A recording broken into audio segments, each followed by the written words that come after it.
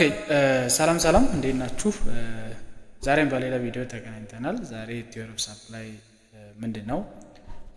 What does supply mean? What's the law of supply status? And what are the tools which use to explain a relationship between price and quantity supply? And what are the determinants of supply? Determinants of supply የሚለው ቶፒክ እናያለን ማለት ነው። ስለዚህ supply simply refers to sellers must be willing to sell and able to provide the product into the market at the different prices in a given period of time is called supply እንላለን። ስለዚህ supply ማለት ምን ማለት ነው? አቅራቢው ወይ ሴለሩ እቃውን መሸጥ መፈለግ አለበት። መፈለግ ብቻም ሳይሆን በተሰጠው ጊዜ ውስጥ ወደ ገበያ ማቅረብ መቻል አለበት ማለት ነው። ወደ ገበያ ማቅረብ መቻል አለበት። ስለዚህ ሁለት ነገሮች ሳትስፋይ ማድረግ መቻል አለበት ማለት ሰፕላይ ለማድረግ willingness to sell plus ability to provide its product into the market in different price in a given period of time is called supply. Then other is what's the law of supply status. It's a law, it's a principle that states about the relationship between the price and quantity supply are positively or direct relationship. That law is called law of supply. Law of supply. So law of supply ምንድነው የሚለን law ነው። አቅርቦትና ዋጋ ዳይሬክት ሪሌሽንሺፕ አላቸው ይላል። ፕራይስ ከጨመረ ወደ ገበያ የምናቀርበው እቃ ወይ ከመጠን ወይ ፕሮዳክት መጠን ይጨመር ይሄዳል ብለናል። ዜን ዋጋው ከቀነሰ ደግሞ አቅራቢው ወደ ገበያ የሚያቀርበው ወይ ደግሞ አምራቹ የሚያመርተው ምርት መጠን የቀነሰ ይሄዳል ማለት ነው። this reason a law that states about the relationship between the price and the quantity supplies are positively or direct relationship. That law is called law of supply. Law of supply እንለዋለን ማለት ነው። Therefore, when the price of X is increased, quantity supply for X is what? Else increase. When the price of X is decreased, quantity supply for that product is also decreased. This law is called law of supply. Law of supply. Good. Then other is like to demand to explain the relationship between the price and the quantity demand. Quantity supply. We have three tools. So those tools are, the first one is supply table, supply curve and supply function. Okay, supply table, supply curve and supply function. These are tools which is to explain the relationship between the price and quantity supply. So what is the supply table?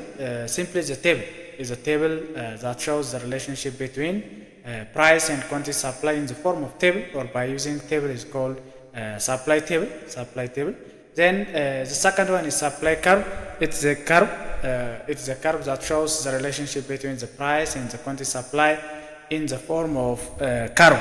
In the form of curve is called supply curve. Then the last is supply function.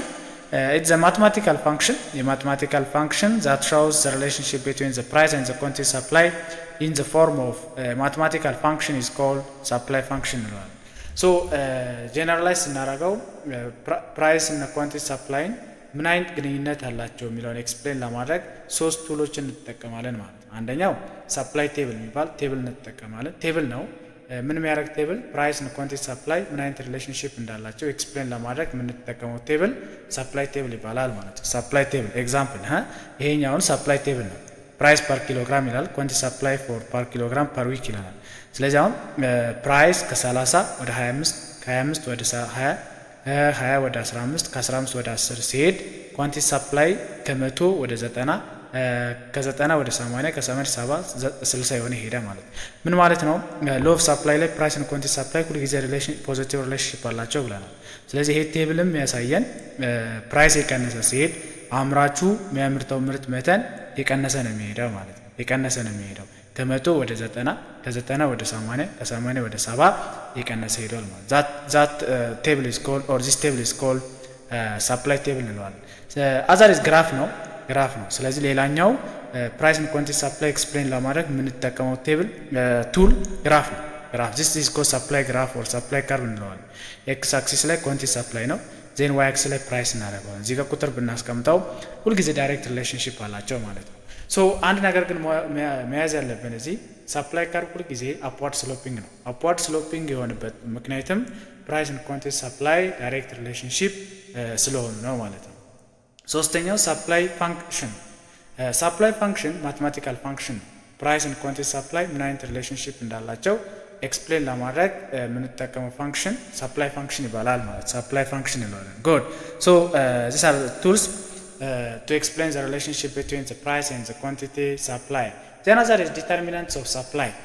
What's the term determinant? Determinant means simply it's a factors that affect supply of a product is called determinants እንለዋለን። ዲተርሚናንት ማለት ተርሙ ምን ማለት ነው? አቅርቦትን አፌክት ሊያደርጉ የሚችሉ ቫሪያብሎች ናቸው። ዲተርሚናንትስ ኦፍ ሰፕላይ ምን ናቸው? አቅራቢው ወይ ደግሞ አምራቹ ብዙ ምርት አምርቶ ወደ ገበያ እንዳያቀርብ ወይ ደግሞ እንዳያቀርብም ሊሆን ይችላል። ወይ ፖዚቲቭሊ ወይ ኔጌቲቭሊ የአቅርቦት መጠንን አፌክት የሚያደርጉ ቫሪያብሎች ዲተርሚናንትስ ኦፍ ሰፕላይ እንላቸዋለን። ዲተርሚናንት ኦፍ ሰፕላይ እንላቸዋለን ማለት ነው። ስለዚህ አምራቹ ብዙ ምርት አምርቶ ወደ ገበያ እንዳያቀርብ ወይ ደግሞ እንዳያቀርብ አፌክት ሊያደርጉ የሚችሉ ቫሪያብሎች ናቸው ዲተርሚናንትስ ኦፍ ሰፕላይ የምንላቸው ማለት ነው። ከነዚህ ዲተርሚናንትስ ኦፍ ሰፕላይ የመጀመሪያው ፕራይስ ኦፍ ኢንፑት ነው። ፕራይስ ኦፍ ኢንፑት ማለት የሮ ማቴሪያል ዋጋ ልንለው እንችላለን፣ ወይ ጥሬ ዕቃ ዋጋ ልንለው እንችላለን። ፕራይስ ኦፍ ኢንፑት ከጨመረ አቅራቢው ወይ ደግሞ አምራቹ በፊት ሲገዛ በነበረው ምርት ብር በፊት በነበረው አቅም የሚፈልገውን ያክል ኢንፑት አያገኝም። የሚፈልገውን ያክል ኢንፑት ካላገኘ ብዙ ምርት መምረት አይችልም ማለት ነው። ብዙ ምርት ማምረት ካልቻለ የአቅርቦት መጠን ኔጌቲቭ ኢፌክት ሊያደርገው ይችላል ማለት ነው። ስለዚህ ፕራይስ ኦፍ ኢንፑት መጨመሩ አቅርቦትን እንዲቀንስ ያደርጋል። ፕራይስ ኦፍ ኢንፑት ከቀነሰ ደግሞ አቅራቢው ወይ አምራቹ ብዙ ኢንፑት መግዛት ይችላል። ብዙ ኢንፑት መግዛት ከቻለ ብዙ አውትፑትን ማምረት ይችላል ማለት ነው። Therefore, we can conclude that the price of input can be influences positively as well as negatively. When it influences positively, price of input decrease. Price of input decrease, supply is increase. When the price of input is decrease, supply is increase. Price of input is increase, supply is decrease. Supply is decrease. Due to this reason, price of input is one determinant or factor that affect what? Supply of a product. The second one is technology. Technology, it influences supply positively. ይህን ስናወራ ግን አንድ ነገር ማወቅ ያለብን ፕራይስ ኦፍ ኢንፑት እና ሰፕላይ ሳወራ ሌሎች ነገሮች አሲም ቱ ቢ ኮንስታንት ናቸው ማለት ነው። አሲም ቱ ቢ ኮንስታንት ናቸው ብለን ነው የምናወራው። ሶ ዲቱ ስ ሪዘን ቴክኖሎጂ ፖዚቲቭሊ አፌክት ያደርጋል ማንን? አቅርቦትን ማለት ነው። በጣም አቅርቦት እንዲጨምር ያደርጋል። ቴክኖሎጂ የሚጠቀምን የማይጠቀም ብለን ክላሲፋይ ብናደርገው ቴክኖሎጂ የሚጠቀሙ ሰዎች ብዙ ምርት የማምረት አቅም አላቸው። ለምን? ቴክኖሎጂ ታይም ሴቭ ያደርጋል፣ ኮስት ሚኒማይዝ ያደርጋል፣ ዌይስ ኦፍ ኮሚኒኬሽን ኤክስፔንድ ያደርጋል፣ ሪስክ ኤንድ አንሰርቴኒቲ ይቀንሳል። ስለሚቀንስ ቴክኖሎጂ የአቅርቦት መጠንን በጣም እንዲጨምር ያደርጋል ማለት ነው። ሌላኛው ፕራይስ ኦፍ ሪሌትድ ጉድስ የምንለው ነው። ፕራይስ ኦፍ ሪሌትድ ጉድ ካን ቢ ኢንፍሉዌንስስ ዋት አይዘር ፖዚቲቭሊ ኦር ኔጌቲቭሊ አሲም ቱ ቢ ፕራይስ ኦፍ ኤክስ ኤንድ ዋይስ አር ዜር ሪሌትድ ጉድ ቢሆን ማለት ነው። ፕራይስ ኦፍ ኤክስ በጣም ቢጨምር አምራቹ በብዛት መምረት የሚፈልገው ዋይ ነው ኤክስ ነው ብለን ብንጠየቅ ምንድነው የምናደርገው ማለት ፕራይስ የጨመረውን በብዛት መምረት ይፈልጋል ሴለር ስለሆነ ማለት ነው። ዜን ፕራይስ ያልጨመረውን ደግሞ መምረት አይፈልግም ማለት ነው። therefore price of related good is one factor that affect what supply of product ማለት ነው። good then other is seller's expectation about the price of the product ይላል። ምን ማለት ነው ሚኒንጉ? አንድ ሴለር አንድ አቅራቢ ወደፊት የምርቶች ዋጋ ይጨምራል ብሎ ካሰበ ምርትን መሸጥ አይፈልግም። ምርትን መሸጥ ካልፈለገ ደግሞ ወደ ገበያ አያቀርብም ማለት ነው። ወደ ገበያ ካላቀረበ ደግሞ ካረንት ሰፕላዩ ምን ይሆናል ማለት ነው? የቀነሰ ይሄዳል። ምን ብሎ ካሰበ? ወደፊት የምርቶች ዋጋ ይጨምራል ብሎ ካሰበ ማለት ነው። ስለዚህ ወደፊት የምርቶች ዋጋ ይጨምራል ብሎ ማሰቡ ካረንት ሰፕላይ በጣም እንዲቀንስ ያደርገዋል። then if the sellers expect that the price of the product in the future is decreased ሴለሮች ወደፊት የምርት ዋጋ ይቀንሳል ብሎ ካሰቡ ደግሞ እስከሚቀንስ አይጠብቁ። በሙሉ ስቶራቸው ላይ ያለውን ፕሮዳክት አውጥቶ መሸጥ ይፈልጋሉ። ስለዚህ ወደ ገበያ ያቀርባሉ ማለት ነው። ከቀረቡ የአቅርቦት መጠን ማርኬት ላይ ምን ይሄዳል ማለት ነው? በጣም እየጨመረ ይሄዳል ማለት ነው። therefore we can conclude that if the sellers expect that the price of the product in the future is increase current supply is decrease. If the sellers expect that the price of the product in the future is decrease, current supply is what? Increase. Because price is እስከሚቀንስ አይጠብቁ ማለት ነው። Due to this reason, sellers expectation is one factor that affect what? Supply of a product. Good. Then other tax and subsidy. Tax for the taxpayer is the cost. Tax for the taxpayer is cost. Due to this reason, it influences negatively. Subsidy is it is influence positively. Subsidy ማለት ድጎማ ማለት ነው። ታክስ ማለት ነው ግብር ነው። ግብር ለግብር ካፋዩ ወጪ ስለሆነ የአቅርቦት መጠን እንዲቀንስ ያደርገዋል። ያው ማንኛውም ዜጋ ግብር መክፈል ግዴታ ቢሆንበትም እንኳ ግብር መክፈሉ ግብር የከፈለውን ድርጅት ወይ ደግሞ ግብር የከፈለውን አምራች ኔጌቲቭ ኢንፍሉዌንስ የሚያደርገው ማለት ነው። ሳብሲዲ ማለት ድጎማ ነው። ድጎማ የሚሰጠን ወይ በነፃ ነው ወይ ደግሞ ከገበያ ካለው ዋጋ ተቀንሶ ነው የሚሰጠው። ስለዚህ ድጎማ የአምራች ብዙ ምርት እንዲያመርት ወይ የማምረት አቅሙ እንዲጨምር ያደርጋል። ስለዚህ ሳፕላይ በጣም እንዲጨምር ሊያደርግ የሚችል ቫሪያብል ነው ማለት ነው። ሶ when we conclude it, tax is influenced negatively, subsidies can influence what? Positive. Number of sellers in the market ይላል። የአቅራቢዎች ብዛት ገበያ ላይ የአቅራቢዎች ብዛት ገበያ ላይ በጣም የጨመረ ከሄደ ሳፕላዩ አብሮ የጨመረ ይሄዳል ማለት ነው። የአቅራቢዎች ብዛት ገበያ ላይ የቀነሰ ከመጣ ደግሞ የአቅርቦት መጠን የቀነሰ ይሄዳል ማለት ነው። if the number of sellers in the market is increased, supply is increased. Don't miss point. When the number of sellers in the market is decreased, supply is also what? Decrease እንለዋለን። Then the last variable that affects supply is weather condition. This is especially related to an agricultural product. If weather condition is good, supply is also what? There is supply is increase. When weather condition is bad, supply will be what? Decrease. ስለዚህ weather condition ሲጨምር ሲቀንስ አንለውም።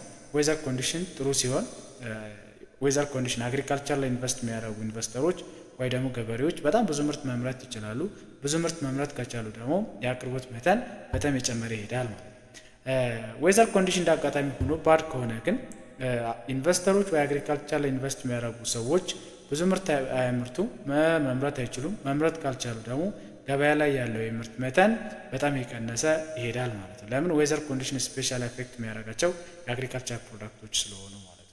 therefore when you conclude this topic, determinants of supply means determinant. The term determinant means is the factor that affect supply of a product.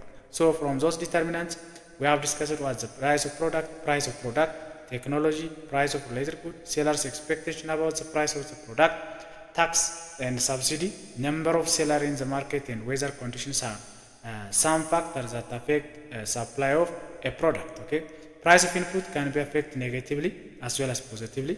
When it influences positively, price of input decrease.